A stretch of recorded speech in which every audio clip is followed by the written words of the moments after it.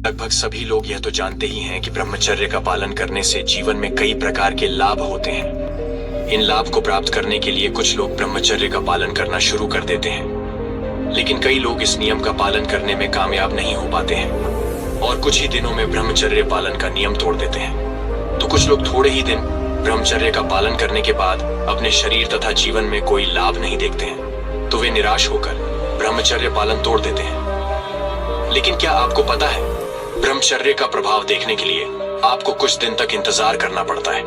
उसके बाद ही ब्रह्मचर्य का प्रभाव आपको देखने को मिलता है। दोस्तों, आज हम आपको इस वीडियो के माध्यम से बताने वाले हैं कि ब्रह्मचर्य का प्रभाव कितने दिन में दिखता है। इसके अलावा हम ये भी जानेंगे कि इसके क्या क्या फायदे हैं। तो ये सभी महत्वपूर्ण जानकारी पाने के लिए हमारा ये वीडियो अंत तक जरूर देखें।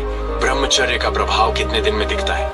वैसे अगर बात की जाए कि कितने दिन में असर दिखता है, तो दोस्तों मैं आपको बता दूं, ये पहले या दूसरे दिन से ही असर दिखने लगता है। असर दिखने का ये मतलब नहीं है कि आप पहले पतले थे और अब अचानक मोटे हो गए। नहीं, अगर आपने काफी दिनों से लगातार हस्तमैथुन किया है और आपकी सारी एनर्जी उसमें लॉस हो गई है, तो आप दूसरे दिन देखेंगे कि आपको पुनः एनर्जी मिलना स्टार्ट हो गई है। लेकिन फिर भी कई लोगों को नहीं लगता।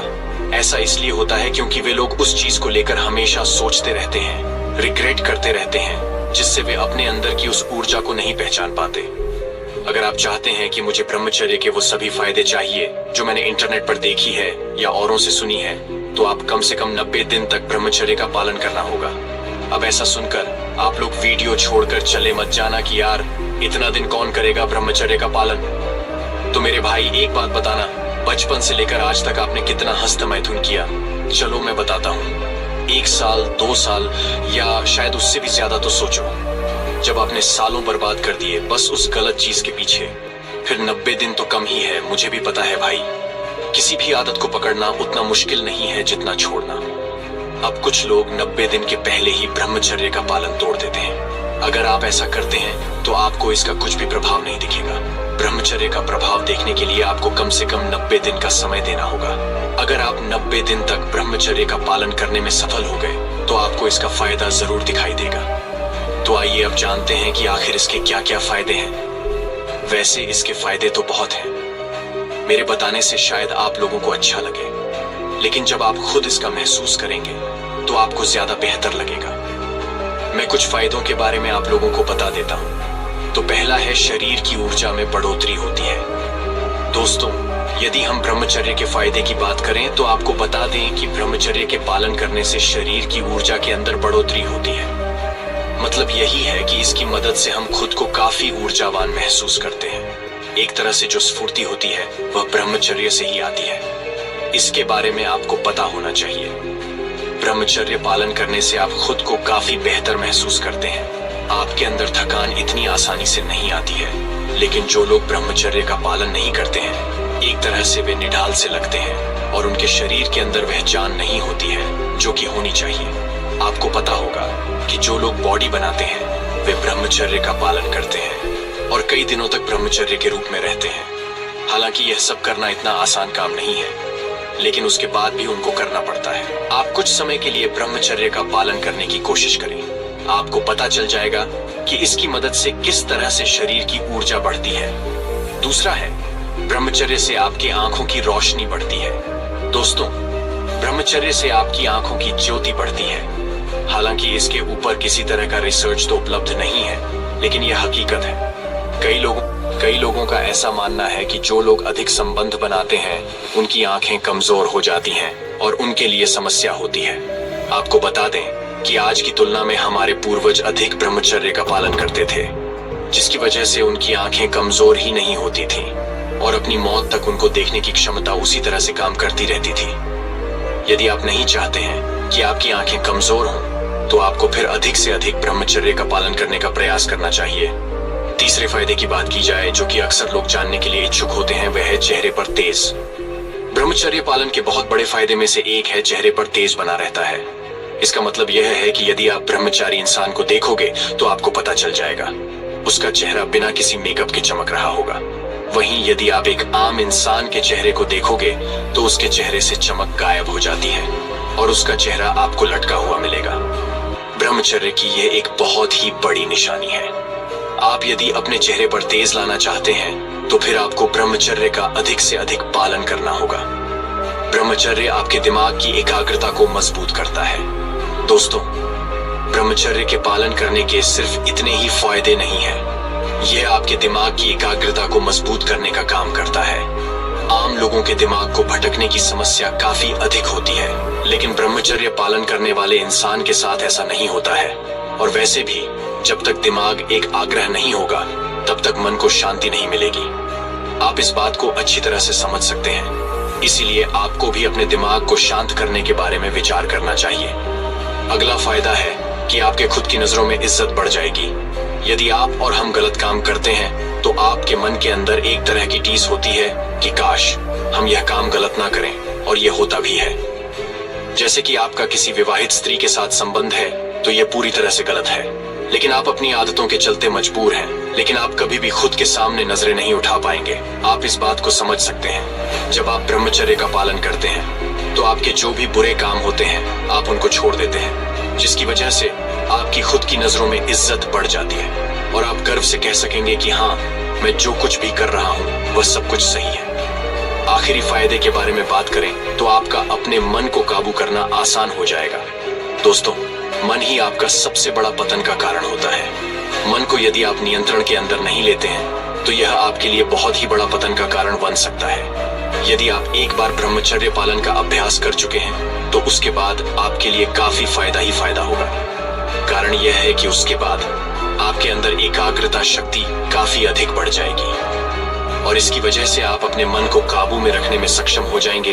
मन के अंदर दूसरी कई तरह की वासनाएं होती हैं जो कि आपको नुकसान पहुंचा सकती है। इस विषय में आप पूरी तरह से स्वतंत्र हैं कि आप आगामी वर्ष में प्रवेश किस तरीके से करते हैं। आप बिना किसी योजना के, बिना किसी संकल्प के, बिना किसी तैयारी के प्रवेश करते हैं, या फिर एक अच्छे संकल्प के साथ आप प्रवेश करते हैं कि अब तक का जीवन कैसा भी रहा हो लेकिन आगामी जीवन बेहतर होगा। जिन चीजों को मैं अब तक नहीं साध सका हूँ, अब मैं उन चीजों को साध दूंगा। मुझे अपनी क्षमताओं का पूर्ण प्रयोग करना है, उनको विकसित करना है। अगर इस प्रकार का संकल्प होगा तो यकीन मानिए, एक प्रेरणा, एक विचार, एक संकल्प आपके जीवन की दिशा बदल सकते हैं।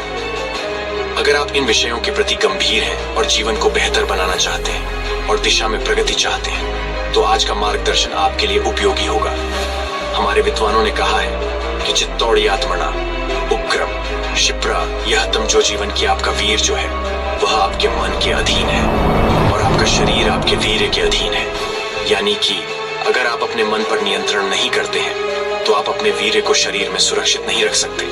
वो यन के इन प्रकार बाहर जाएगा ही, और अगर शरीर से बाहर निरंतर वीर्य जाता है तो आप अपने शरीर को ठीक नहीं रख सकते, उसकी पूरी संभावनाओं का आप प्रयोग नहीं कर सकते।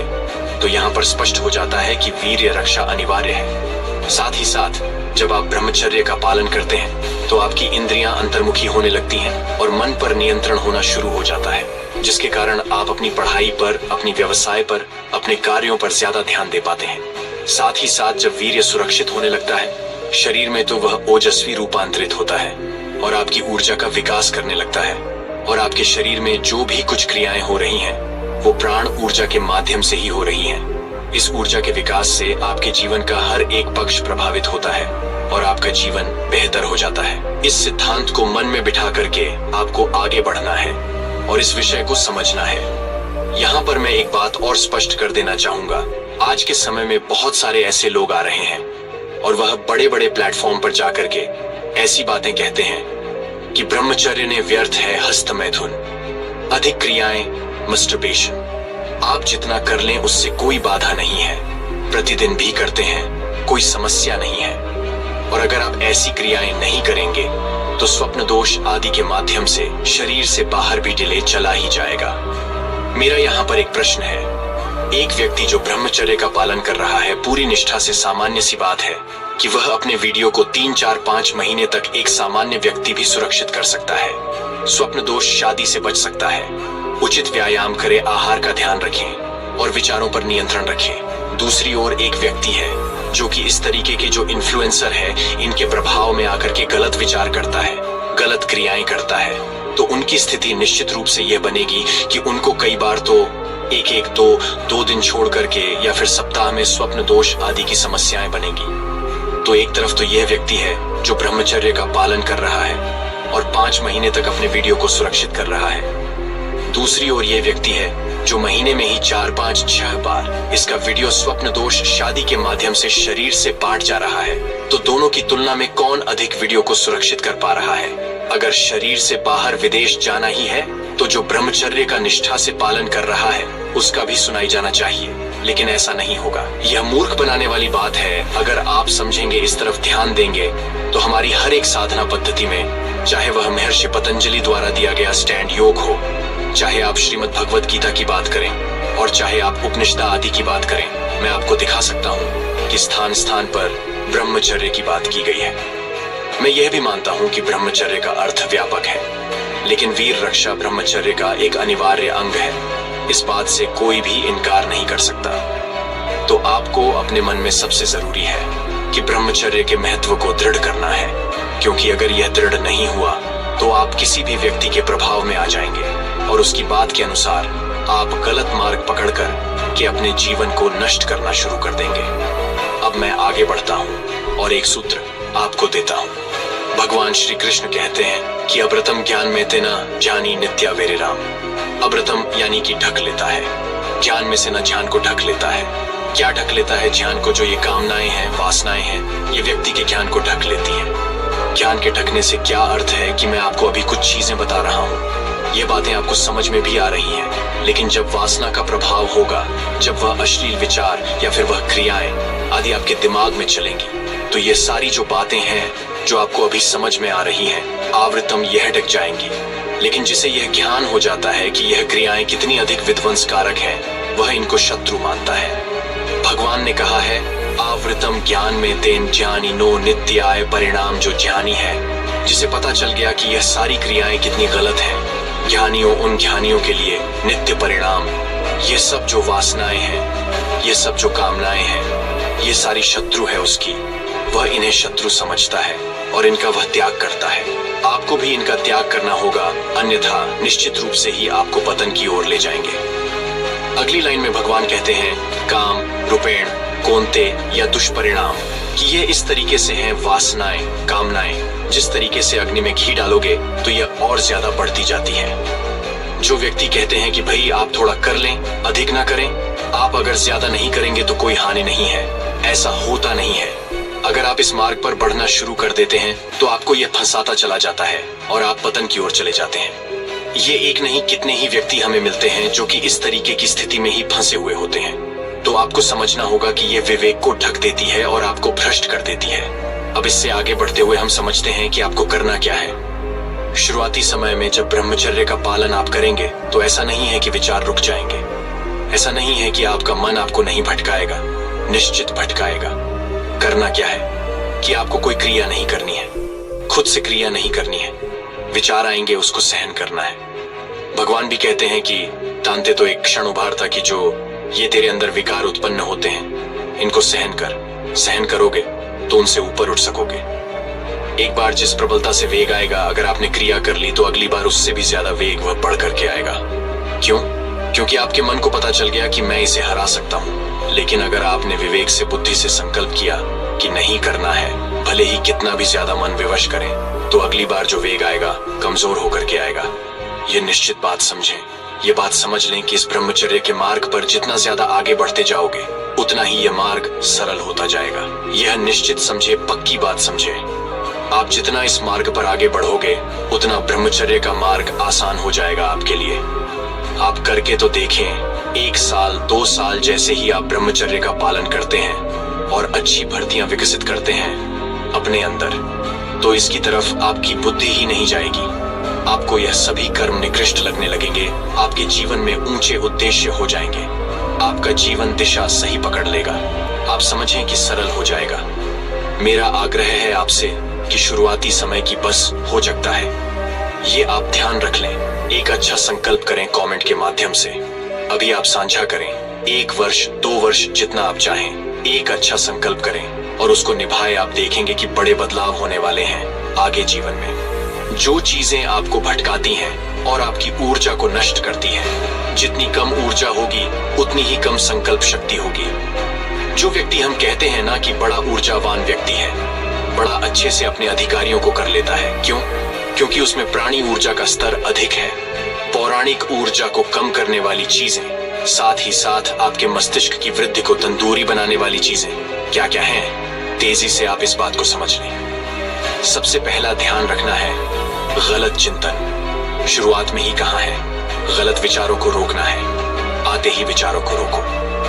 एक विचार आया, उस पर चिंतन ना करो। ऐसा नहीं कि उसके विषय में सोचना शुरू कर दिया और रस लेना शुरू कर दिया।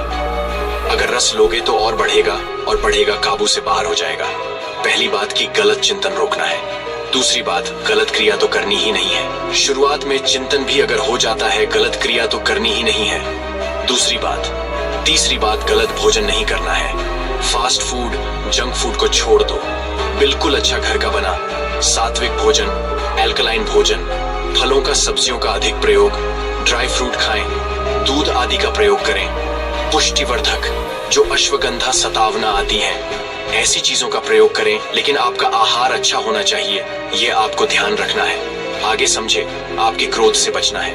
क्रोध भी जो है आपकी ऊर्जा को कम करता है और आपका संकल्प भी कमजोर होने लगता है। जो बहुत अधिक क्रोधी व्यक्ति होगा वह मानसिक रूप से कमजोर होगा, और मानसिक रूप से कमजोर व्यक्ति ब्रह्मचर्य का पालन नहीं कर पाएगा।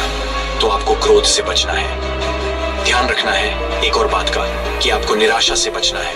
हमारे बंधु इतने निराश होते हैं, अब जीवन में कुछ नहीं हो सकता, मैंने बड़ी गलतियां कर दी, अब मेरा सब कुछ नष्ट हो गया है, मेरे जीवन का अब कोई आधार नहीं बचा। निश्चित रूप से गलती हुई है, लेकिन ऐसा बिल्कुल नहीं है कि सुधार नहीं हो सकता। सुधार हो सकता है, मनुष्य है, आप गलती होती है, लेकिन समझना है कि आपको जान समझ करके भी जानबूझ के गलती नहीं करनी है।